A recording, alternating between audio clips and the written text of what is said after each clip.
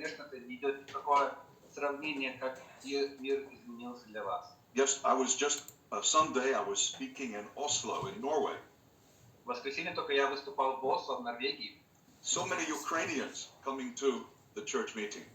Так много украинцев было на собрании в церкви. The Ukrainians are here, just maybe 10 meters from where I am. More and more Ukrainians in our home. Украинцы даже здесь много, где я сейчас нахожусь, буквально в 10 метрах, может быть, от меня, их гораздо больше. I know you love your country. I know you want to do the right thing. And thank you for your prayers. Hopefully Я I знаю, can что help. вы любите страну. Спасибо вам за ваши молитвы. Я знаю, что вы хотите добра и сделать что-то хорошее. Let's begin with some perspectives. Давайте начнем с какой-то перспективы. I do not expect that you are going to agree with everything I say. That's okay. Я не ожидаю, что вы согласитесь со всем, что я скажу. Это нормально.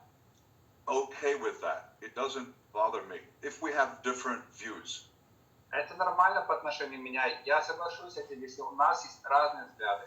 There are many topics on which intelligent brothers and sisters have different views. Есть разные темы, по которым достаточно умные христиане, образованные, они имеют разное мнение в том числе. It's so important that we respect each other when we're having dialogue, especially if we have very different positions. И так важно, чтобы мы уважали друг друга, когда у нас есть диалог, и мы принимали позицию друг друга, особенно когда такие важные темы. If someone disagrees with me, it doesn't mean that person is stupid or that that person is evil. Если кто-то со мной не согласен, это не значит, что этот человек, он глупый или что он злой. I think Christians need to do a better job talking about areas where they disagree, but talking about these things with respect. Я думаю, нам, как христианам, нужно есть еще чему поучиться, в чем вырасти, чтобы говорить на темы, в которых мы не согласны друг с другом, но говорить с уважением. The Bible itself has many difficult topics, especially things connected with violence. И Библия сама по себе имеет очень такие, бывают тяжелые темы, особенно темы, связанные с насилием. So, another introductory thought is that we are not as objective as we think. We have been conditioned. Еще одна мысль, которую мы можем сказать в начале, что наша чувствительность, она немного снизилась. And I would say, not just conditioned, we've been desensitized to violence. Да, наше вот это сопротивление к насилию, мы как бы к нему привыкли, мы не особо уже сопротивляемся. In the modern world, we are very commonly exposed to graphic violence in the media.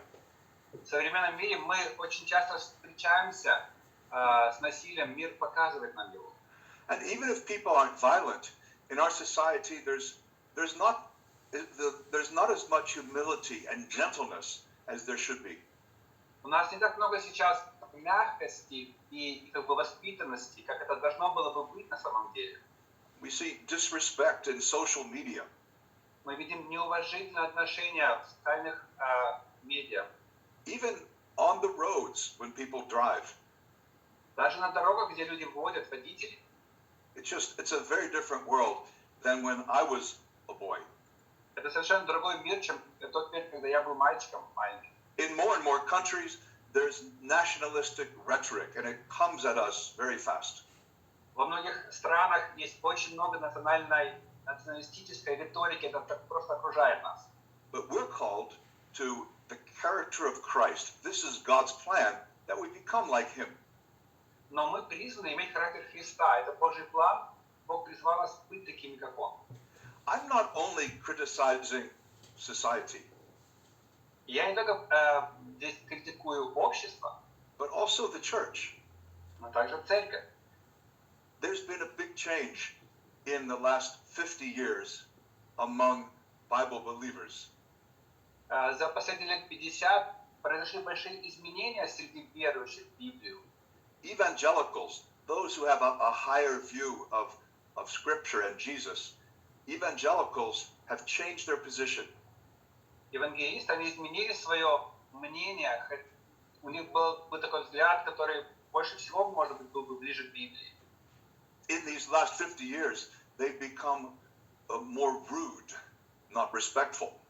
Но в последние 50 лет даже они стали более такими, что ли, грубыми и неуважительными. They've been more involved in politics and more supportive of war.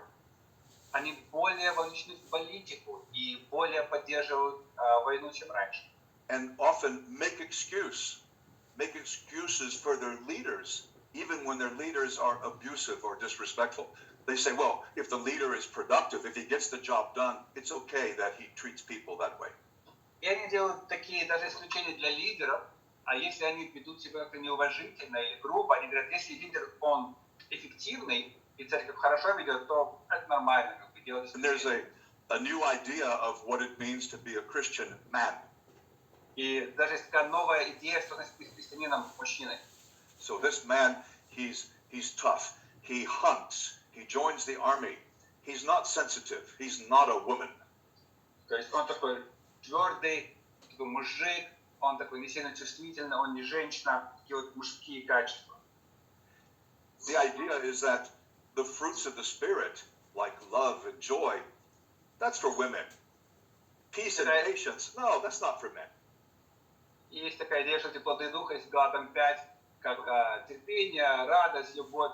Это будет такие женские, что ли, плоды духа. А мужик, он такой серьезный, он в армию идет, он мужик. The Beatitudes, for example, those in Matthew, that's for girls, not boys. Эти вещи, как заповеди блаженства из Матфея, блаженны там нищие духом, все остальное, это больше для девочек, это не для ребят. And so, because of society, we are being desensitized in the area of violence. We're less respectful. We more and more look at others not as people, but as objects. И из-за общества мы становимся менее чувствительными, и мы смотрим на людей уже не как с людской стороны человечества, но как на объекты. And I know that these tendencies only grow when the world is tense, when the rule of law is disintegrating, as is happening, not just in Ukraine, but in many places. Но тенденция, она такое увеличивается, когда становится тяжелее, когда вот война, например, или что-нибудь такое, когда есть напряжение растет. И эта тенденция только больше и больше становится. Those are my introductory thoughts. Now let's get into the material. Это просто мои такие мысли для вступления. Вот мы переходим к материалу. If we want to follow Jesus's will, then it's helpful to look at what were the rules before Jesus? What was it like in the Old Testament? Если мы хотим следовать за правилами Иисуса, нам будет полезно посмотреть на то, что было до Христа, на то, что было в Ветхом Завете. There were some significant differences between Judaism and Christianity, which comes after it, which is an extension of Judaism in a way. Есть как бы на самом деле такая большая разница между иудаизмом, который был до Христа, и христианством. Хотя христианство является как бы продолжением иудаизма. During the Old Testament times, the state and the church were virtually one unit. Во время Ветхого Завета государство и как бы церковь, духовная часть, они были как бы одно целое. Это было церковное государство. All citizens were expected to be part of the covenant between Israel and Yahweh, and all covenant members were expected to be good citizens. That there was really no difference. Да, то есть не было большой разницы. Все граждане государства было ожидаемо, что они были и частью завета с Богом. И все, кто под заветом с Богом, ожидали, что они граждане государства израильского. Israel had armies. И была армия в Израиле. There are two censuses that appear in the Old Testament. Есть два смысла, которые мы видим в Ветхом Завете. Well, there's a third, because King David tried to take a census. И есть еще третий, потому что есть еще царь Давид. But these censuses were for military purposes. It was not to determine the population of Israel, it was to see the size of the army. Censuses? The purpose of the census was to see how strong Israel was militarily. Yeah, I just don't know this word census. What do you mean? Census? census, when you count the people? Accounts. Да, то есть переписи было, то есть было 3 переписи. И в основном Like, in the book of Numbers. Я еще оценил. Переписи были, и было 3, потому что я видел третью. И эти переписи в основном они были для нужд армии. Right. Interestingly, although Israel has some wars, not many, Israel doesn't win the war because they are skilled in fighting. Не огромные были армии у Израиля, но они часто выигрывали, потому что они были обучены и такими умелыми воинами. Often they win because God fights for them. Or they win even though they are very small and they make mistakes. И они часто выиграли, потому что Бог сражался за них. И они выиграли, несмотря на то, что они даже делали какие-то ошибки. One of the Psalms says, some people trust in horses, some trust in chariots, but we trust in the name of our God. Один псалом говорит, что кто-то хвалится колесницами, кто-то конями, а мы хвалимся нашим Богом. And this is a big theme in the Old Testament, that we must trust Yahweh. We must not trust politics, the military, or treaties. И это одна из больших тем в Ветхом Завете, что мы должны доверять Богу, а не политикам и чиновникам. Making agreements with other nations. Israel was said, don't do that. Делать соглашения с другими нациями. Израиль говорил, нет, не делайте этого. Everything's very different in the New Testament. И все немножко по-другому в Новом Завете. God's people now don't have a land, we don't have a country. И теперь в Новом Завете у нас нет земли, у нас нет одной страны. The church has no army. У церкви нет армии. In fact, we're not really citizens of our own countries, like the United Kingdom or the Ukraine. И по-настоящему мы даже не граждане своих стран, как Украины или Англии, например. And I don't mean to be disrespectful of any country. I only mean to say our true citizenship is in heaven. Я не имею в виду, что мы не должны быть уважительными к нашим странам. Я имею в виду, что наша настоящая страна – это небеса, и мы должны быть гражданами небес. Very often, people try to justify violence by saying, oh, look what the Old Testament says.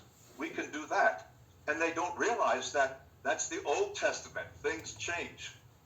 И часто люди оправдывают насилие тем, что они смотрят на Ветхий Завет. Они приводят пример и говорят, смотрите, они делают то же самое, но вещи-то изменились.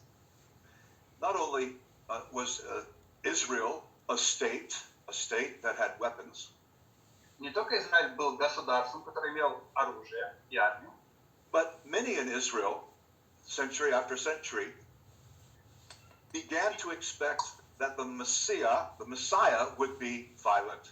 не только они сами были такими воинствующими, но многие из них век из века, они ожидали, что Мессия будет таким же, он придет, как воин будет сражаться. We know this because there's a lot of literature that has survived that's after the Old Testament but before the New Testament. So experts know what people were thinking. Мы знаем это, потому что сохранилось много литературы, которая была межзаветной, между Ветхим и Новым Заветом, и эксперты знают, о чем люди думали и кого они ожидали. Many people preferred the lion of the tribe of Judah to the lamb that was slain. Многие в то время, они предпочитали бы встретить льва из колена Иудина, а не законного агнца. You know, in Genesis, the first book, chapter 49, we find the Messiah is a lion. В Бытие 49 мы встречаем, что Мессия 48? 48, Yeah. Мессия Yeah, he's a lion. он лев. But in other parts of the Bible, we have the Messiah as a lamb. Но в других частях Библии мы встречаем, что Мессия он ягненок. And so some people, they focus too much on the fierce, violent lion. Others focus too much on the peaceful lamb. Actually, Jesus combines both. И кто-то, конечно, фокусируется слишком сильно на том, что Мессия, он как лев сильный. И кто-то слишком сильно на том, что Иисус такой кроткий ягненок. Но Иисус сочетает в себе оба этих качества. No more about Judaism. Let's go forward. Хорошо, давайте закончим с иудаизмом, пойдем дальше. History is important, but what's really important is to listen to God's words. История это интересно, но что более важно, слушать слова Божьи. And specifically, what did Jesus teach? И особенно о чем учил Иисус. Well, I've chosen 5 passages. Я выбрал 5 отрывков. And you might say, Douglas, yes, Matthew, that's Jesus' words, but Romans, 1 Peter, what are you doing? Ты можешь сказать, что да, Матфея это Иисуса слова, но Римлянам и 1 Петра, о чем ты говоришь? Oh, but these are also Jesus' words, because he taught the apostles to represent him accurately, truthfully. Но это тоже слова Иисуса, потому что Иисус учил апостолов, чтобы они представляли его правильно. Now, we find, for example, in Matthew and Mark and Luke, a big emphasis on the kingdom. Мы можем найти в Евангелиях от Марка, от Луки, от Матфея большой акцент на Царстве Божьем. This kingdom is not the Roman Empire. И это царство, это не Римская империя. In fact, the emperor claimed to have complete authority, and sometimes the emperor was called the Son of God or the Savior. И император, он, конечно, хотел, чтобы у него была абсолютная власть. Иногда он хотел, чтобы его называли Сыном Божьим, и он назывался Сыном Бога. In Mark 1, verse 1, Чем-то еще. Jesus Christ is the Son of God, not the emperor.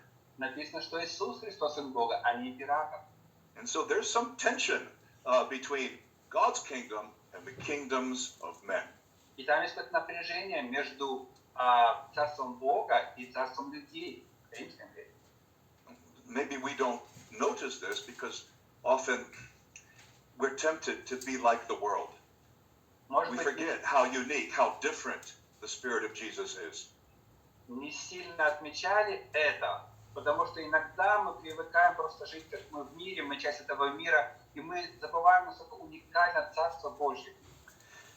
In Matthew 5, 6 and 7, we have Jesus' message called the message or the Sermon on the Mount. Матфея 5, 6, 7 мы имеем Христа и Его Нагорную проповедь.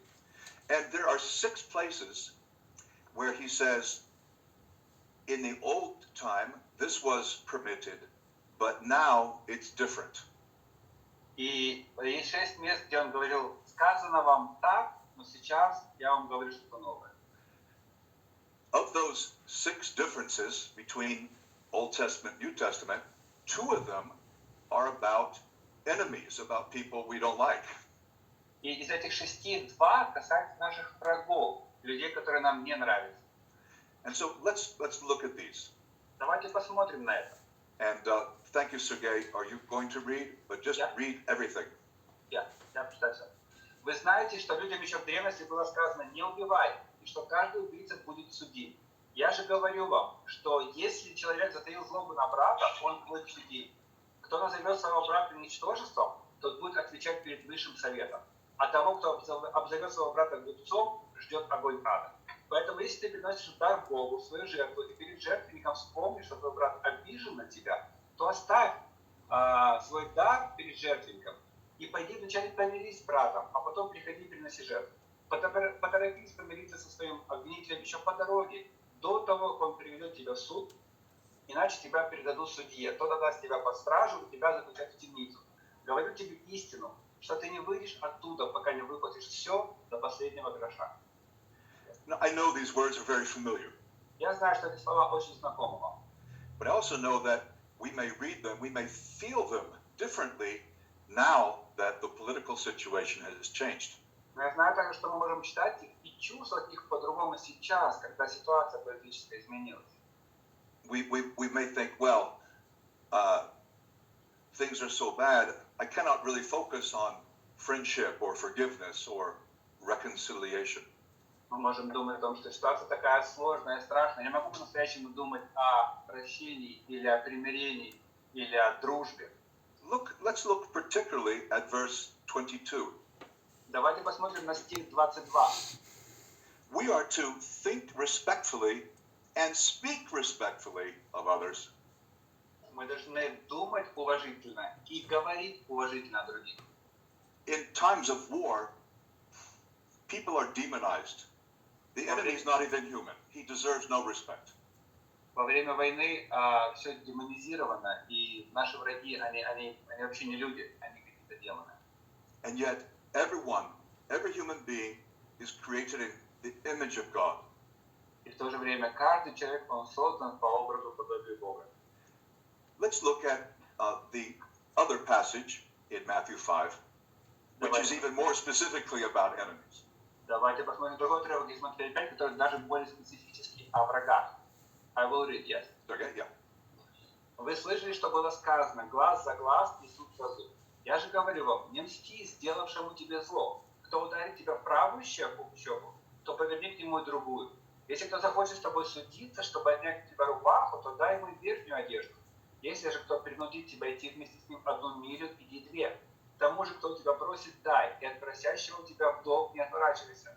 Вы слышали, что было сказано, люби ближнего твоего и ненавидь врага твоего. Я же говорю вам, любите ваших врагов и молитесь о тех, кто преследует вас, чтобы вам быть истинными сынами вашего небесного Отца, ведь Он повелевает солнцу светить и злым, и добрым, и посылает дождь как на праведных, так и на неправедных. Если вы любите тех, кто любит вас, то какая вам за это награда?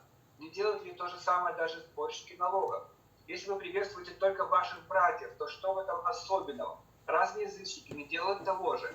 Поэтому будьте совершенны, как совершен ваш Небесный Отец. Thank you very much. Thank you. I appreciate it, Sergey. Now, here we have the familiar passage about turning the other cheek, or the passage about going the extra mile. Здесь мы имеем известный отрывок о том, чтобы поставить другую щеку или пройти лишнюю милю. Bible scholars understand that this is not, what will we say? This is not weak behavior. This is very strong behavior. И вот исследователи Библии, они говорят, что и понимают, что это на самом деле не слабое поведение, это на самом деле очень такое сильное поведение. By deciding to walk the extra mile, for example, Чтобы решить пройти лишнюю милю, например, you're not being controlled by the enemy. In fact, you're putting him to shame.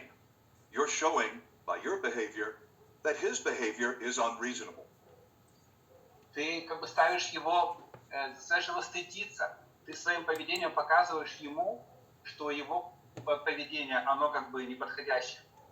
This is a kind of passive resistance. Это такой как бы момент пассивного сопротивления. Starting in verse 43, Начиная со стиха 43, could you read that one again, Sergey?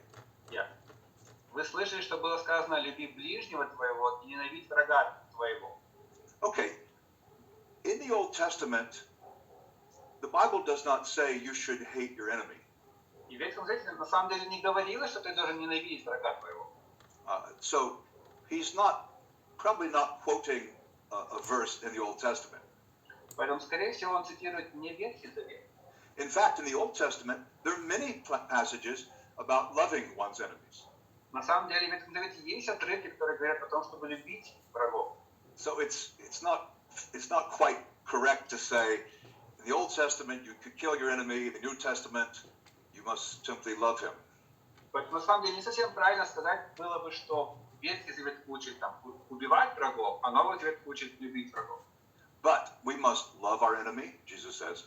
Но мы должны любить врагов, Иисус сказал. Say hello to them, greet them. Приветствовать их, говорить привет. And we must do better than the world. We must not just behave like the Gentiles, verse 47. We need to show God's love. Но мы должны поступать с ними лучше, чем остальные в нашем окружении, чем неверующие. Мы должны показывать им какую-то Божью любовь. And if that sounds difficult, you're right. Look at verse 48. И это очень тяжело слышать. Вы согласны со мной? Стих 48. In the first 300 years of the Christian church's existence, Во первые 300 лет существования Церкви Христовой, the church writers, the church fathers, they were called, all of them said, we can never kill our enemy. Отцы церкви, все их писания, что они писали, все они говорили, мы не можем убивать врагов. They understood Jesus to mean just what he said. Они понимали слова Иисуса именно так, прямо как он их говорил. The Apostle Paul was also instructed by Jesus, although he was not one of the 12. Павел, его тоже инструктировал Иисус, хотя он и не был частью 12. So let's read this screen here. That's okay? Давайте прочитаем этот отрывок из Римлян. Благословляйте тех, кто преследует вас, благословляйте, а не проклинайте. Радуйтесь с радующимися, плачьте с плачущими. Живите в согласии друг с другом, не будьте заносчивы, общайтесь также и с людьми скромного положения. Не будьте о себе высокого мнения. Никому не воздавайте злом за зло, а делайте только доброе перед всеми людьми. Если возможно с вашей стороны, живите в мире со всеми. Друзья мои, не мстите за себя. Лучше оставьте место для гнева Божьего. Ведь Господь говорит в Писании, предоставьте месть мне, я воздам. Напротив, если враг твой голоден, накорми его. Если он хочет пить, дай ему напиться. Поступая так, ты соберешь горящие угли ему на голову. Не будь побежден злом, но побеждай злом добром. Thank you. If this feels like the spirit in Jesus' words in Matthew, it's because it is. Если вам чувствуется, что как будто бы такое же отношение, как было у Христа в Матфея, это потому, что он такое самое есть на самом деле. It's about our attitude towards those who persecute us. Это о нашем отношении к тем, кто нас преследует. There are verses here about humility. Здесь стихи о доброте, о человечности. Not retaliating. О том, чтобы не мстить за себя. Doing all we can to live in peace. Делать все, что мы можем, чтобы быть в мире. Understanding that God is the one who punishes. Понимать, что Бог – это тот, кто будет наказывать. And we are not to overcome by evil, but to overcome, not to be overcome by evil, but to overcome evil with good. Не быть побежденным злом, но наоборот побеждать зло добром.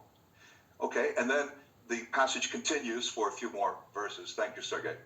И потом стих продолжается, еще несколько стихов, этот отрывок мы читаем дальше с 13 главы. Каждый человек должен подчиняться правящей власти, потому что нет власти, не установленной Богом. Все существующие власти установлены Богом. Следовательно, тот, кто восстает против власти, восстает против установленного Богом. И кто так поступает, тот сам на себя навлекает суд. Правители страшны не тем, кто делает добро, а тем, кто делает зло. Если хочешь жить без страха перед властью, делай добро, и получишь от нее похвалу. Представитель власти на службе у Бога для твоего блага. Если же ты делаешь зло, то берегись. Он не напрасно носит меч. Он слуга Божий, орудие его гнева на того, кто делает зло. Так что необходимо подчиняться власти не только из страха перед наказанием, но и по совести. Вы и налоги платите, потому что стоящие власти – слуги Божьи, посвящающие себя своему делу.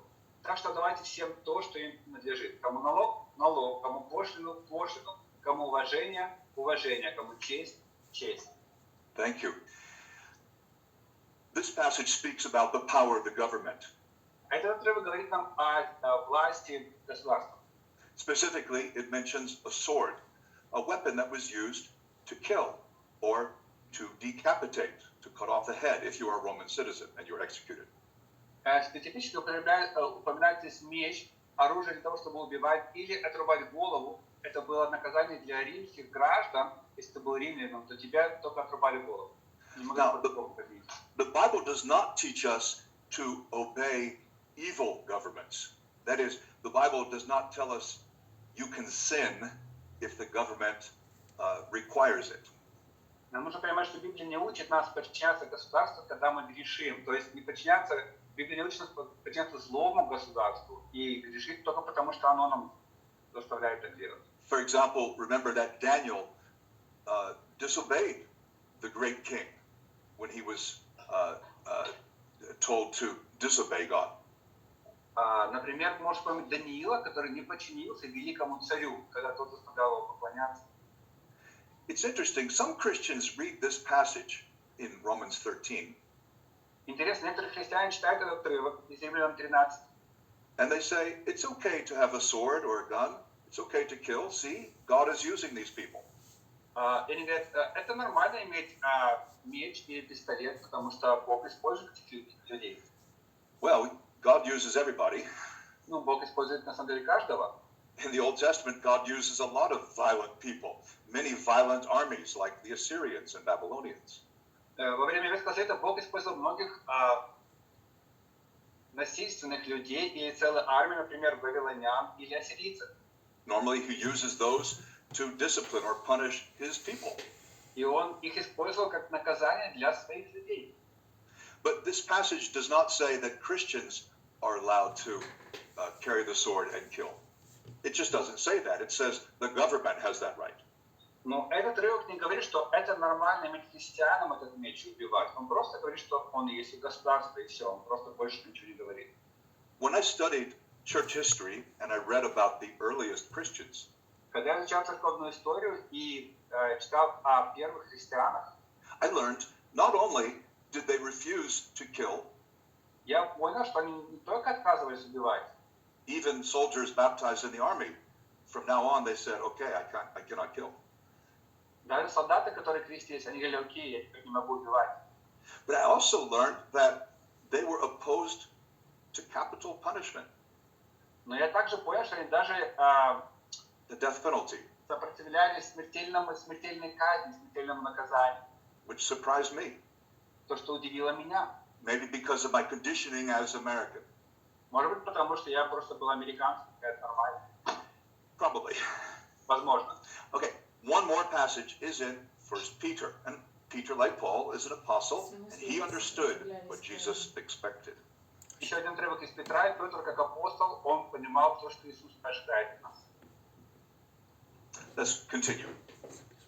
I'm reading, yes? Yeah.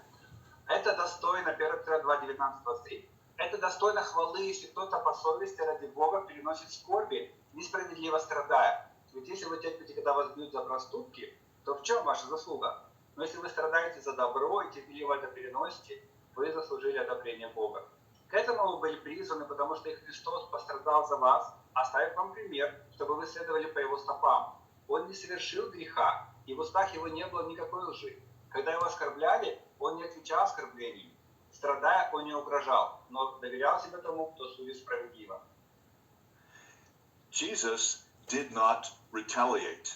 Иисус Jesus did not threaten people.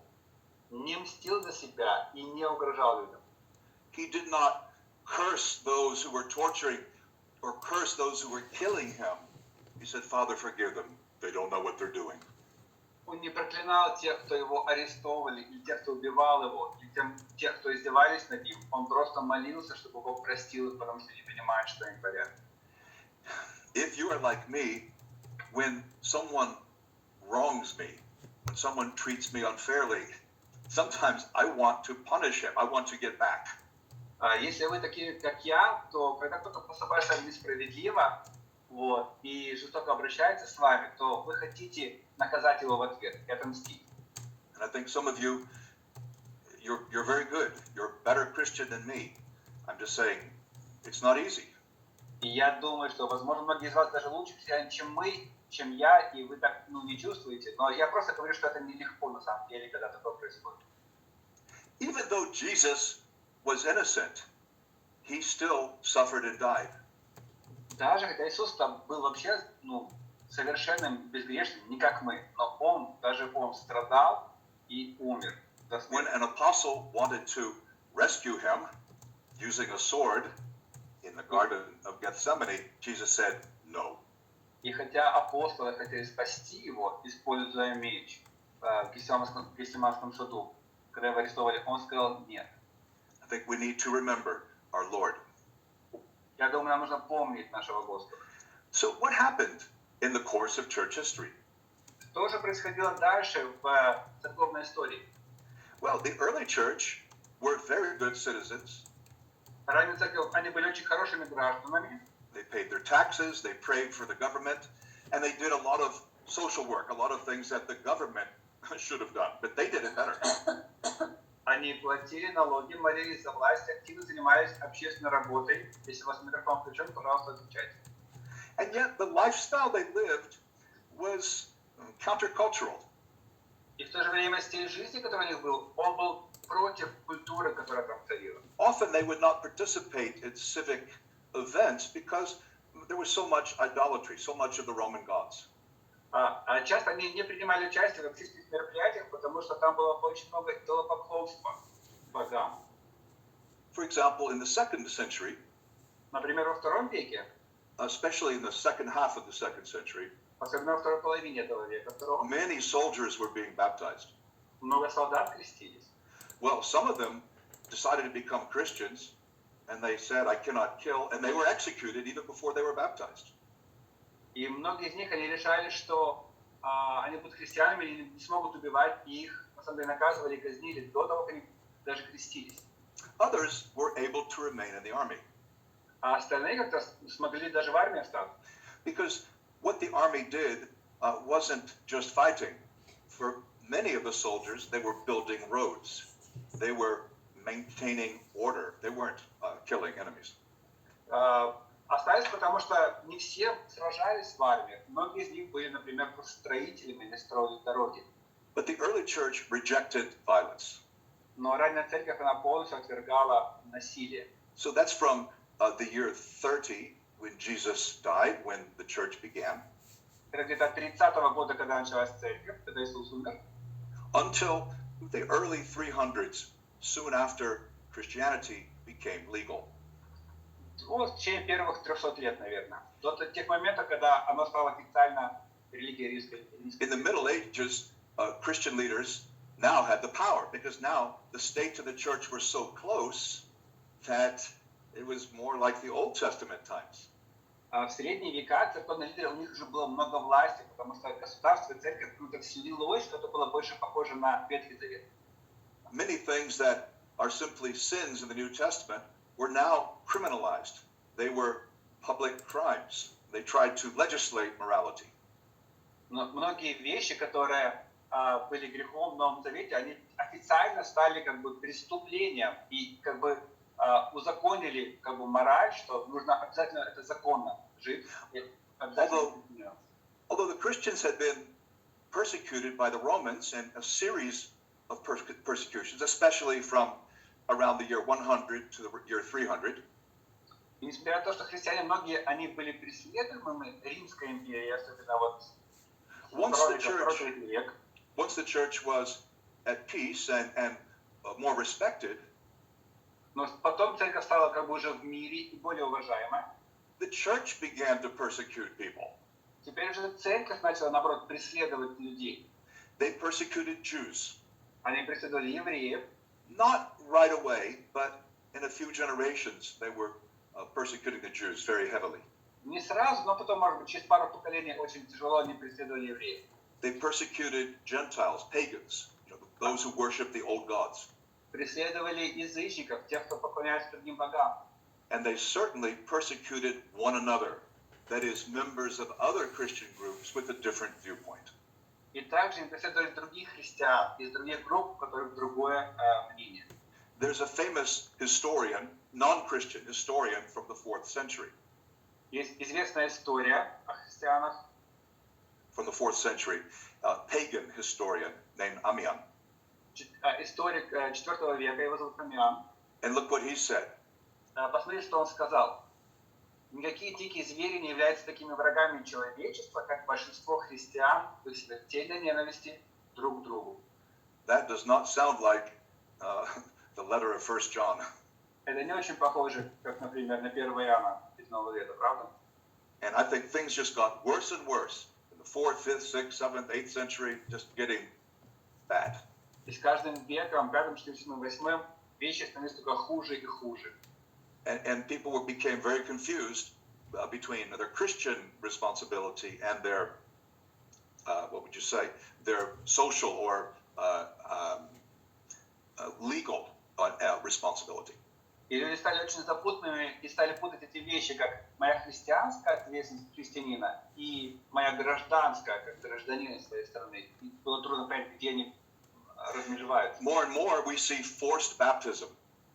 Более мы видим, что уже люди заставляют силой креститься. The most famous time was in the 8th century. Самое известное время это вот в 8 столетии. When the Christian armies, I say Christian armies, they baptized more than 100,000 people. At Когда a sword point, they said baptism or death. how much? Over more than 100,000. 100,000. То есть, когда христианские армии, они вот так вот под страхом смерти крестили более 100 000 человек.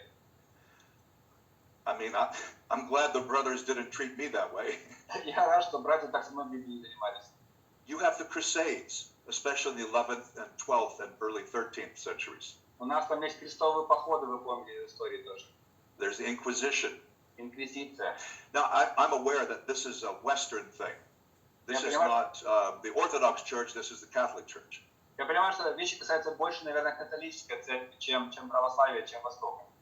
And many of you may know, although the Crusades were targeting Muslims who now owned Christian territory, И я не знаю, знакомы вы или нет, в основном эти крестовые походы были против мусульман, которые заняли христианские территории. in the Fourth Crusade, the Crusaders came to Constantinople and they decided to kill the Orthodox Christians. А в четвертом крестовом походе они пришли крестоносцы в Константинополь и просто решили там православных христиан как бы убивать. I mean, this is so far from the spirit of Christ, so contradictory to what the apostles were teaching. But it's amazing how these things were justified. Это так далеко от Духа Христа и от того учения, которое было у апостолов. Но это просто так далеко все зашло, просто удивительно. In the 1500s, В 16 веке, even though many people rejected the Catholic Church and became Protestants, несмотря на то, что многие люди как бы стали отвергать католицизм и становиться протестантами, they still, almost all groups, continued to support violence and they thought war is okay. тем не менее, многие из них, они все равно поддерживали насилие и говорили, ну, война это нормально. Now there were exceptions like the Anabaptists. Было какие-то исключения, например, анабаптист. And even today, some groups are pacifist. И даже в настоящее время есть какие-то группы, которые пацифисты по своей сути. By the way, pacifist doesn't mean doing nothing. Pacifist means working for peace. Пацифист это не значит, что это те, кто ничего не делают. Это значит, что они работают для мира. That's something we need to think about. Это что-то, о чем нам нужно подумать. But we can be influenced by the world. Но мы можем мир может сильно влиять на нас. In my country, many people in the churches of Christ before World War I were opposed to war. В моей стране большинство христиан, Христа до Первой мировой войны, они были против войны. But in the middle of the war, Но в середине войны, I think it was the year before the Russian Revolution, где-то в 1916 году до Российской революции, the White House said, if you discourage people from fighting, if you, at church, you tell people to love your enemy, then you can go to jail. Белый дом сказал, если вы людей настраиваете не воевать и говорите им любить врагов, мы вас посадим в тюрьму. At this time, many churches of Christ said, okay, we won't discourage it. We'll be patriotic. И тогда многие церкви Христа сказали, окей, мы будем патриотичными, мы будем поддерживать это дело. Okay, we're getting near the end here. We need to talk about the implications. Мы подходим к концу, нам нужно поговорить о применении. I believe a nation has the right to defend itself. Я верю, что страна имеет право защищать себя. A nation needs armies. It needs a border. Страна нуждается в границах и в армиях государства. It will not survive without them. Без них она не выживет. But nations are not people. Но народ и государство еще не значит люди конкретно. If we're trying to decide what to do, don't make the mistake of thinking a nation has to defend itself, so I need an army tank. Если мы сами решаемся, что мы будем делать, давайте не путать это и не сопоставлять себя со страной. Страна это одно дело, мы это другое дело. Whatever happens in Ukraine, I believe the people will continue to defend the country что будет сейчас в Украине, я верю, что Украина, она будет продолжать защищать себя. But that does not mean that Christians have to kill. Но это не означает, что христиане должны убивать. There are many ways to help your government, to protect your neighbors and family, many ways that don't require violence. Есть много путей, как мы можем помогать нашей стране без того, чтобы не применять насилие. Yes, certainly helping as a doctor or a nurse. Определенно, когда можно работать как доктор или медсестра, Is good, but there are many other things we could do. это хорошо, но есть на самом деле много вещей, которые мы можем делать. And that's because our ultimate allegiance is not to the state, it's to Christ. И все это потому, что наша, на самом деле, Christ is our Lord, not our government. главное государство и главный Господь – это Иисус, это небеса, а не наше государство. Okay, let's share a fourth implication, number 4. Четвертое применение. It's simply not acceptable, even in these difficult times. It is not acceptable for a Christian brother or sister to be rude, rough, violent, or disrespectful. Это просто неприемлемо для христианина. Даже в такие тяжелые времена оставаться быть грубым, неприличным, агрессивным или неуважительным. Yeah, easy for me to say, because I'm here in Scotland where it's all safe. Легко мне говорить, потому что я в Шотландии, где безопасно. But I'm not just telling you my preference. This is what the scriptures teach. Но я не говорю то, что как бы мне нравится. Я верю, что Библия этому учит. And I do understand when there is despair, when we feel desperate, it's difficult sometimes to love. Я понимаю, когда мы себя чувствуем просто, не знаю, разрушенное, в отчаянии, это очень тяжело кого-то любить. Earlier today, I was walking across a bridge. Сегодня ранее я шел по мосту. A poor woman had just tried to jump off the bridge and kill herself. И женщина бедная, она просто пыталась спрыгнуть с моста и совершить самоубийство. Two other people had stopped their cars and they were trying to hold her and comfort her. И два человека, они просто остановили свои машины, они пытались ее остановить и помешать ей. We wanted to make sure she would be okay. И мы хотим, на самом деле, что с ней все будет нормально. But just imagine how sad she felt, how much pressure she felt. There's no other solution. I'll take my life. Но подумайте, как она себя чувствовала, что дошло до этого. Она думала, нет никакого другого выхода, только просто как умереть. This happens when there's despair. Это происходит, когда мы в отчаянии. It's always easier to just do what society is doing, to go with the flow. И, конечно, легче плыть по течению, делать все, что делают вокруг нас. I believe it takes true courage to resist society, especially when everyone is being patriotic. И требуется настоящее мужество, чтобы сопротивляться общему потоку, особенно когда все вокруг, они патриотичны. We started a new church in London 40 years ago. Мы начали новую церковь в Лондоне 40 лет назад. I talked to an older man in a Church of Christ.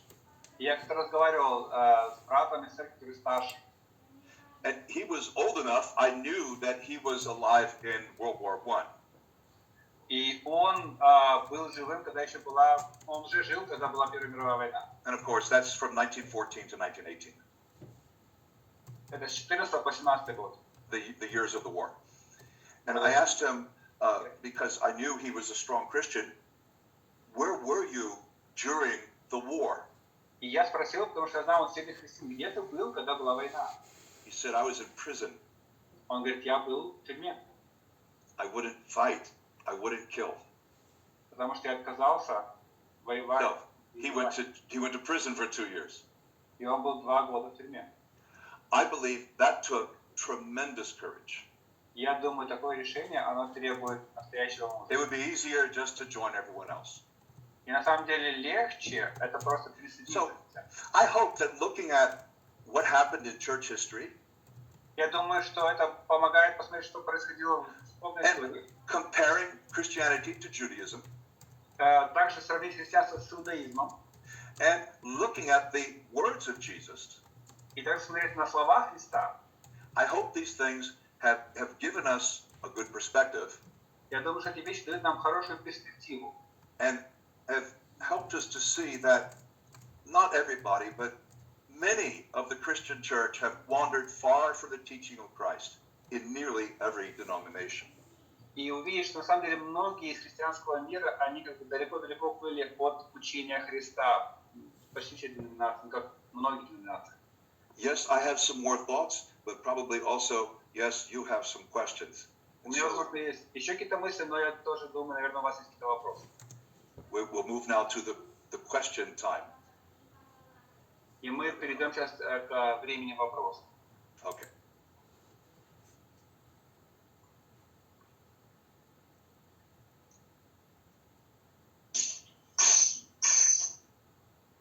Саша, как мы будем вопросы делать? Мы спрашиваем на телефон?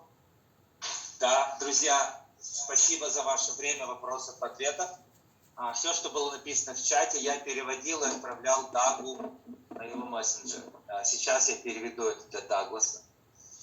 Doug, thank you for teaching. I've sent the translated questions to your WhatsApp. Yes, and thank you, Sergey, for your translation work. I know this is Спасибо, takes a lot of Сергей, за energy. твою работу переводчика. Я знаю, что это нелегко. Это я перевожу от Дагласа для Сергея. Doug, so on your WhatsApp, there is a question. You can read them and then answer. Oh, in my If you WhatsApp? have answer, or you can say if you don't have the Just a answer. moment. Is it my British WhatsApp or my American WhatsApp? UK, United Kingdom. Oh, okay. Let me go get that one. Вопросы писали на WhatsApp. Сейчас Даглас возьмет WhatsApp. I go to room.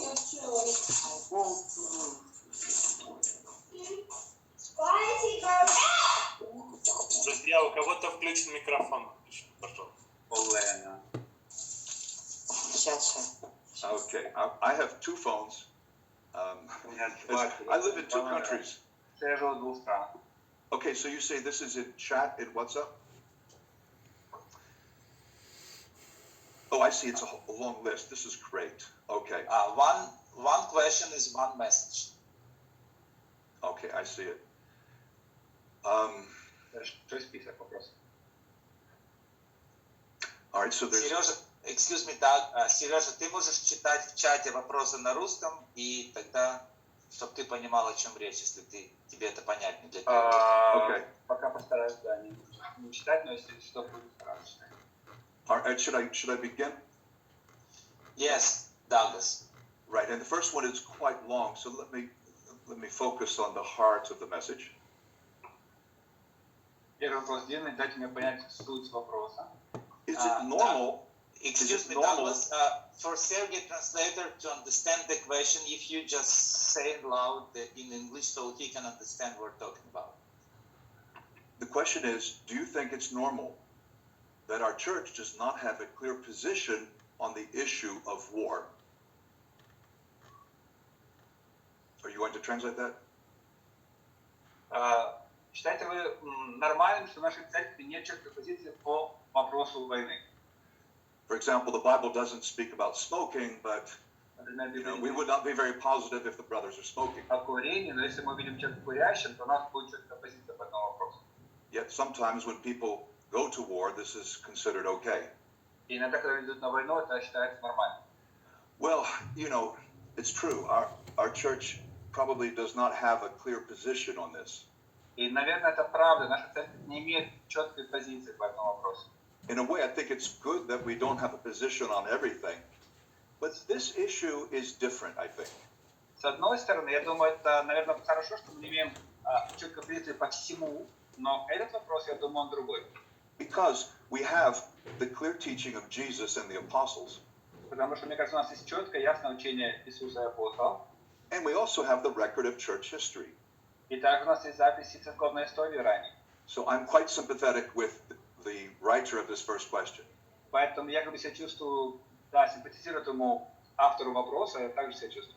If we as God's people had a clear position that we would always love others and always look for a non-violent solution, Если мы, как Божьи люди, будем следовать учению и любить других, и искать ненасильственного решения.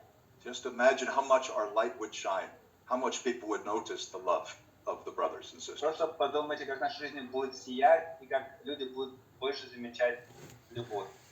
The next question is, God punished Israel, his people, with war. Бог наказал своих людей войной, Израиль. Now there's war in Ukraine. Does it mean God is punishing Ukraine? Сейчас война в Украине, значит ли, что Бог наказывает Украину? No. Not at Наташа, all. принеси зарядку, Нет, пожалуйста. In Leviticus and Deuteronomy, В Левите и Второзаконии God says that if my people disobey me and I try every other possibility unsuccessfully, then I will use an enemy army to punish them. Бог говорит, что если мои люди будут грешить, я постараюсь по-всяческому обойтись без насильственного наказания, но если не удастся, тогда да, будут чужие армии, которые придут. Because God's people were a nation. Потому что Божьи люди, они были нацией, они были государством. God does not have a nation today. Но сейчас нету вот Божьей одной нации какой-то. God is not punishing the Ukraine. И поэтому Бог не наказывает Украину. Now,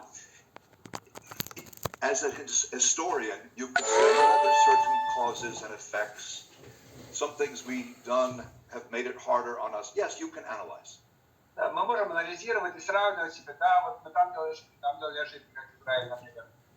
But I don't think the Bible will help you analyze this. The Bible will help you have perspective and will help you to keep your faith in God even when it feels impossible.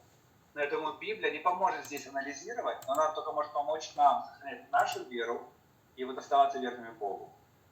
Себя анализировать лично. Let me come back to the next one because it's very long. If you would just give me very short ones, it's much easier. If we baptize all the police and the military, who will protect us from terrorists and murderers? Если мы крестим всех полицейских, кто нас защитит от террористов и убийц? Well, you're not going to baptize all the police and the military. У вас не получится крестить всех Because полицейских. Jesus said it's a narrow road and only the minority will follow him. Потому что сказал, что дорога-то узкая, только меньшинство будет идти по ней. I believe in any war, if true Christians said, I will help, but I will not kill, I don't think that would change the outcome of the war. Я думаю, что если в любой войне христиане скажут, я не буду убивать, я, может быть, буду помогать по-другому, но не буду убивать. Я не думаю, что изменит характер войны на самом деле. Because there are very few. Потому что на самом деле их меньшинство очень мало. Maybe it would even make the war shorter. Возможно, даже война будет короче. So, in the spirit of Romans 13, yes, we should respect the police and respect the military, even though they do some things that we're not supposed to do. Мы должны уважать полицию и военных, учитывая Римлянам 13 главу. Вот. Но это не значит, что мы будем делать эти вещи, хотя мы их уважаем. Okay, another question. Еще один. And I must paraphrase, okay? I must paraphrase. Я должен перефразироваться. Are we not taking a stand on this issue because we're afraid of losing members? What? Are we not taking a stand, teaching clearly on this topic because we're afraid some people won't like the answer, we want to keep our members? Возможно, мы не хотим иметь мнение по этому поводу, потому что мы боимся, что ученики из церкви не разбегутся, и мы потеряем членство. I think no in some places, probably yes in others. Я думаю, возможно, в каких-то местах и да, в каких-то местах нет. То есть нет. Preachers often do not want to talk about uncomfortable subjects. Есть такое, что когда проповедники не хотят проповедовать на какие-то неудобные темы. No one does. Нет такого, что все любят прям говорить на неудобные темы. However, if we will teach people about the history of the church and we'll teach people what Jesus said, like Matthew 5, it takes the pressure off and people can come to their own conclusion.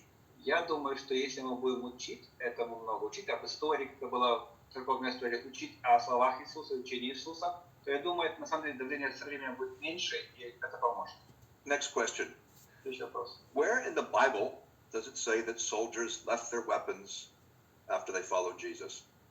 Where is there even a hint from Christ, John the Baptist, or the apostles about leaving your weapons after believing?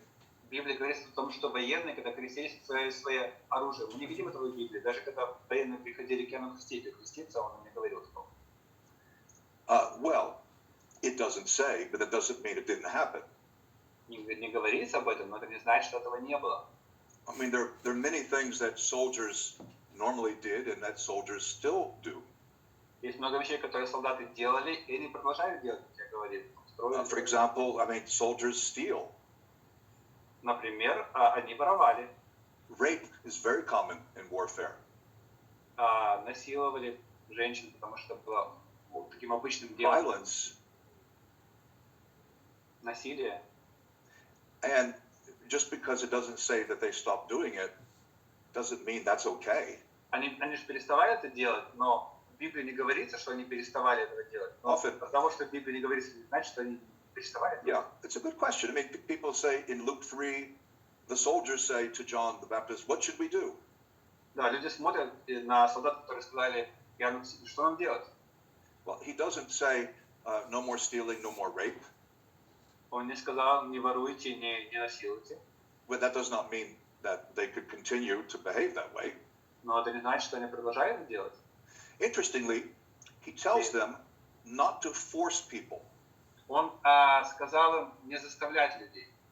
Well, if they're not supposed to misuse their authority that way, Если они перестанут использовать чрезмерно свою власть, then why would we think they can use ultimate force? I mean, the force of arms and killing. тогда почему мы думаем, что они будут использовать какую-то свою наивысшую власть как оружие и убивать кого-то? So it's not a strong argument to say that they weren't told, don't do this, therefore it's okay. Поэтому как бы аргумент получается не очень сильный, что да, потому что им не сказали этого не делать, наверное, они не делали. Douglas, what would you do if bandits break into your home, rape your wife and children in front of you? Что бы ты делал, если бы бандиты ворвались, начали бы насиловать твою жену и детей? Of course, this is it's a hypothetical. It has not happened. Это гипотетический, конечно, вопрос. I want to think that I would do the right thing, but I'm not in that situation. Я бы хотел думать, что я буду делать какие-то правильные поступки, но я не в этой ситуации. But I've talked with brothers about strategy, what we would try to do in such a situation. Но я на самом деле говорил с братьями о стратегии. Окей, а что я мог бы вообще делать в этой ситуации? I hope that I would offer my life to protect them. Я надеюсь, что я могу предложить свою жизнь и отдать ее, чтобы защитить их. Many families have a strategy. Много семей, у них есть стратегия. The man would go to the door and he would try to talk to or try to stop the bad guys while the wife and children are escaping out the back door. It's a strategy. Муж пойдет к двери и будет пытаться разговаривать с бандитами, пытаться их остановить во время, когда жена и дети, они постараются убежать через другую сторону, через задний двор. Это стратегия. I know this is not an easy question or an easy answer. Я знаю, что это не легкий вопрос и нет легкого ответа на него. But what is the most important thing? Is it to stay alive? Самая главная вещь, какая у нас задача, самое главное, остаться в живых? There's some Christians say, well, if I take the peaceful way, they might kill me. Кто-то христиан говорит, ну подожди, если я пойду таким путем, меня же могут убить. Right. Well, what's worse than being killed? Да, но что хуже, чем быть убитым? I think it's to disobey God. Я думаю, это не подчиняться Богу. That's the highest good, that we do God's will. Staying alive is nice, but there's no guarantee. Это самое лучшее, что мы можем сделать. Остаться в живых, ну, да, неплохо, но на самом деле самое лучшее это подчиняться Богу. Is it illegal to evade military service when you're drafted? Is it illegal? Правильно уклоняться незаконно от несения службы. Well, I mean, yes, it is illegal according to the government, but I think you're probably asking about in God's eyes. No, question is more about when you use illegal way, like you cheat, you not honest, and using this to escape to be in the army? That is the question. Right. And I'm saying, yes, it's illegal according to the government, but I would ask, what do you mean by military service? Please translate. When they No, translate what I said. say it again. Of course, it's illegal because illegal means against the law. Да, конечно, это незаконно, потому что это противозаконно государства, но But what do we mean by military service? что мы подразумеваем под службой в армии? If it means you're going to kill people, that's not the same thing as you're going to be working on the computer or you're the doctor. Если ты имеешь в виду именно убивать людей, это одно, если ты в армии служишь, но ты там работаешь на компьютере, ты доктор, это другое. And I've already shared one example about this older man in England who would not fight in World War I, and he went to prison. Я поделился уже одним примером о том взрослом человеке, который пошел в тюрьму, чтобы не воевать. Первой мировой. Then it turns out that brothers who've been drafted to the military would be sinners, and they'll go to hell. Can you translate? This is another question, or what? It's the question at 1756. Then it turns out that brothers who've been drafted to military are sinners and they go to hell. Если братья мобилизованы, это грешники, то они пойдут в ад. Can you actually see the questions that I'm seeing? Yeah, but Right. No, Yeah. I can't say, we need to follow our conscience. I can't say that someone who's drafted is a sinner. I think the question is, what do they do after they're drafted into the army? Да, вопрос в том, что нам нужно жить по совести. Вопрос в том, что если, допустим, мы поступаем не по совести, что мы делаем потом? In the early church, when soldiers were baptized, there were three things they were not allowed to do. В ранней церкви, когда военные крестились, три вещи, которые они не могли делать. No idolatry, Не идолопоклонству, no oaths where they promised to obey Caesar, они не давали никаких клятв, например, на верность and no killing. Цезарю и не убивать. It's interesting. I've talked about warfare with many soldiers, especially in the last 30 years. Я говорил о войне со многими солдатами, особенно последние 30 лет. Normally, when soldiers read what Jesus said, they say, okay, I'm not going to kill. И обычно, когда солдаты читают то, что Иисус говорил, они говорят, окей, я не буду убивать. It's usually the non-soldiers, and especially the politicians, who say, no, you need to kill. И обычно это не солдаты, особенно если это политики, они говорят, нет, ты должен убивать. There's a question about Luke 22, Есть вопрос о Луки 22 главе, where Jesus says, from now on, you'll need a sword. о том, что нужен меч. And the disciples say, well, here we have two swords. И ученики говорят, да, у нас есть два меча. And he says, that's enough. И он говорит, достаточно. Well, I admit it's not an easy passage to understand, right? Я понимаю, это нелегкий отрывок, чтобы понимать. But if he was really saying, you need to defend yourself with a sword, Но если бы на самом деле он говорил, вам нужно защищать себя мечом, two swords for 12 or 13 people, I don't think that's enough. я не думаю, что два меча для 12-13 человек это достаточно. I think what he's saying is, enough. Stop this conversation. You're taking me too literally. I'm just saying it's going to get dangerous. Для меня это, как он говорит, достаточно, хватит об этом говорить, потому что вы меня понимаете слишком буквально. And the reason I think that that's the correct understanding И причина, почему я считаю, что это правильное понимание, is that when Peter tried to use a sword to protect Jesus, это потому что когда Петр попытался использовать на самом деле меч, that was only one sword. там был только один меч, Jesus said, put it away. Иисус говорил, убери его. You take the sword, you'll die by the sword. Кто возьмет меч, он от меча погибнет. Jesus is not in favor of killing.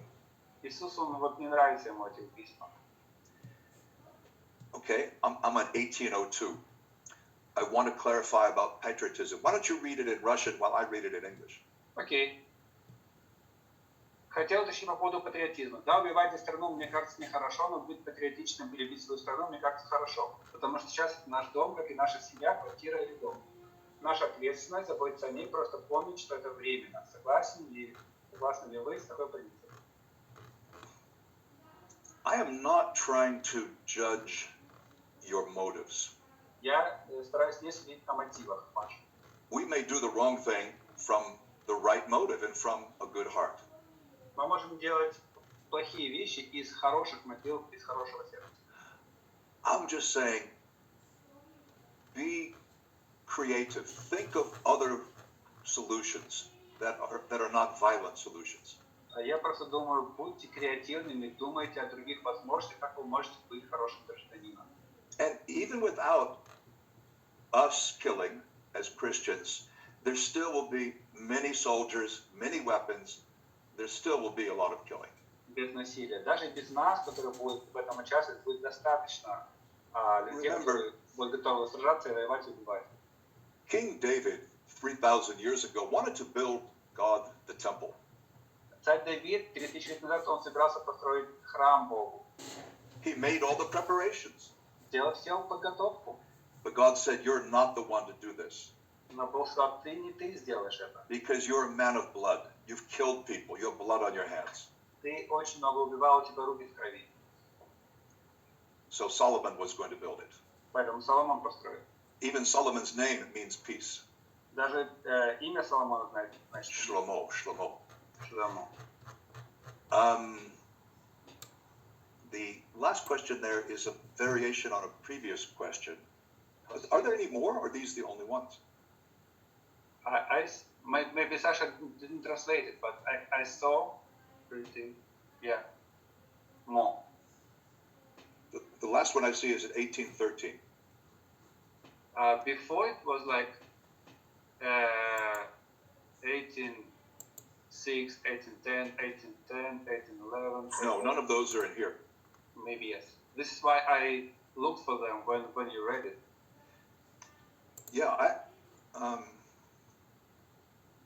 there's certainly more to say. In the beginning I said, I don't expect everyone to agree with me, but I am asking you just to listen.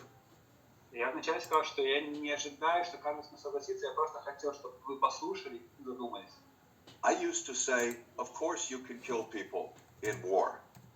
А раньше я говорил, что, конечно, вы можете убивать людей на войне и законе. For example, I remember when I was a younger Christian, only 15 years old as a Christian, Я помню, когда был молодым христианином, когда мне было 15 лет во Христе, we were leading the church in Sweden.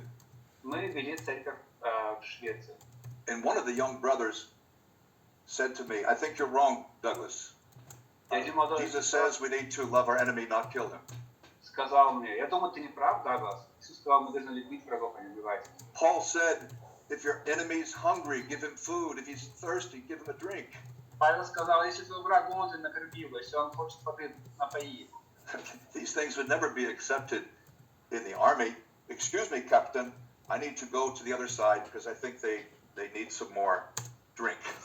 Таких вещей не было никогда в армии, потому что никто не говорил, извини, капитан, мне нужно пойти на ту сторону, потому что я думаю, они голодные и так пить хотят. And I remember arguing with this younger brother. Я помню, я с этим братом спорил тогда. About 10 years later, I thought, oh, he was right. А 10 лет спустя я думал, слушай, он был прав.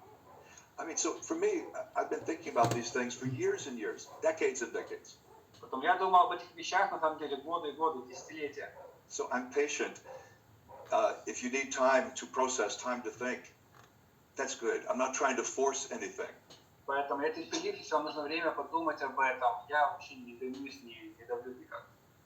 Okay, be patient with each other. Поэтому тоже постарайтесь быть терпеливыми друг с другом. However, do read what Jesus said. Study what Jesus Однако, said. пожалуйста, читайте то, что Иисус говорил. Okay?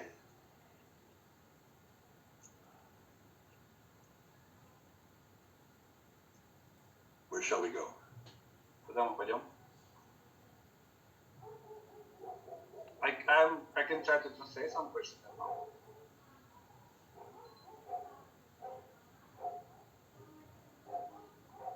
Doug, you have 2 more questions on your WhatsApp. I've sent. On my British phone? Okay. Yes, in UK. And thank you. I will say, друзья, еще 2 вопроса, которые у Дагласа есть, он ответит для нас сегодня. The 2 last questions on this for today. Thanks, Douglas. Apparently you think that while we're on earth, building a true Christian state is impossible, right? Сережа, ты можешь перевести? Я пытаюсь найти, но... Хорошо, тогда я могу перевести. Давай уже. лучше ты, Саш, да. Даглас, тогда, так сказать, что у нас нет вариантов построить христианского государства на земле, это верно? Yes, I believe that's impossible. Да, я думаю, это невозможно. When persecution ended and the Roman emperors began to favor Christians, this is in the early 300s, Когда преследования закончились, и Римская империя, она на самом деле стала, что христианство это нормально и хорошо, church leaders were very excited and thought, now we have the power, we can build a true Christian state. они были очень радостны, церковные лидеры подумали, у нас теперь власть, мы построим настоящее христианское государство. As we know, this was a state that relied upon violence. It was a totalitarian institution. И, как мы понимаем, это на самом деле получилось тоталитарное государство, основанное на насилии. It simply didn't work. Это не работает просто. If you want a vision for a Christian state, Если у вас есть, хотите иметь видение для христианского государства, think of at the end of the apocalypse, the New Jerusalem coming down from heaven. думайте об этом, о Новом Иерусалиме, который будет спускаться с небес о конце века апокалиптического. That's for later, not now. Это будет попозже, но не сейчас. The last question. Последний вопрос. I would like to know if Douglas has a bat, like a stick in his car. Is it there? Does he have other weapons?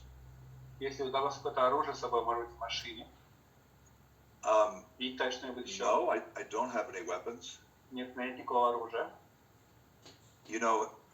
Of course, I feel safe usually because I'm a man, not a woman. I'm quite tall. Обычно себя чувствую более-менее безопасно. Я мужчина, не женщина, более-менее высокий. I'm more than 100 kilograms. Около 100 килограмм, больше, может. So maybe I don't have a sense of fear. Many people do have a weapon because they're afraid. А у меня нет чувства такого страха, а у многих есть чувство страха, и у них есть даже оружие. So I would encourage you to look at this biblical theme, not to put our trust in weapons, but to trust in God who fights our battles. Вдохновить вас думать на эту библейскую тему с точки зрения, чтобы полагать свою надежду не на оружие, а на Бога, который сражается. Okay, my friends, I hope that's helpful. Can I have one question from me, Douglas? You can do anything because you're the translator. Very good. Does in your head there are some line like what we can do and not can do in army? I mean, if I doctor, then I can be a cook or chef, or then I can be a driver maybe with that load some weapon, but I'm just a driver. Is it still okay maybe in your head, or where you can draw the line? Я хотел спросить, какая, может быть, вот линию в голове для вас может прочертить, что хорошо и нормально все еще делать в армии, допустим, я повар, я доктор, я водитель, может быть, да, я подвожу там боеприпасы, но я сам стреляю. Ну, у меня такой вопрос от меня. Yeah, honestly, I don't know. Честно, не знаю. We will draw a line, Мы нарисуем линию. but hopefully we draw the line because we have looked at what the Lord says in the scripture, and we've prayed and tried to follow our conscience. Надеюсь, мы нарисуем линию, потому что мы будем смотреть те отрывки, которые Иисус учит, потом будем молиться и будем слушать совесть и нарисуем для себя какую-то линию. One person is comfortable with a certain action, another person would not be comfortable with that. Один человек для него будет это еще нормально, а другому это уже будет не очень. I want your country to be protected. Я хотел бы, чтобы ваша страна была защищена. I want the violence to end. И чтобы насилие закончилось. If I were in your situation, Если я был в вашей ситуации, if Scotland was being invaded by Norway, если бы Норвегия напала на Шотландию, and we were going to Ukraine to get away from the violence, и мы приехали в Украину, чтобы спастись от войны, yeah, I would be in a different situation. I might feel very differently about the things I said today. я бы, наверное, по-другому себя чувствовал о тех вещах, которые сказал. The question isn't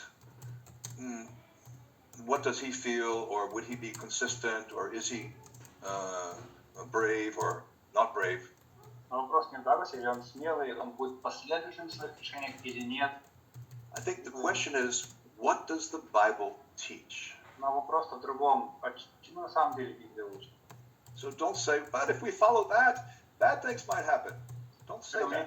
Не думать, если мы этому будем следовать, плохие вещи произойдут. Or just wait. First study, what does the Bible say? Once we understand, then we can ask those other questions. Подождите, первый вопрос, чему Библия учит? Давайте с этим разберемся, а потом будем следующий вопрос. Because otherwise we're listening to the wrong voices. And we'll be controlled by fear. We'll be controlled by the political, military currents instead of the Spirit of Christ. В противном случае мы будем слышать чужие голоса, ненужные голоса, будем контролируемы политиками, какими-то еще голосами, а не голосом Бога, не Библией. But no, I do not carry a stick or a gun in my car. Но, знаете, у меня нет никакой ни палки, ни пистолета в машине, такого ничего. So, thank you so much for being my faithful translator.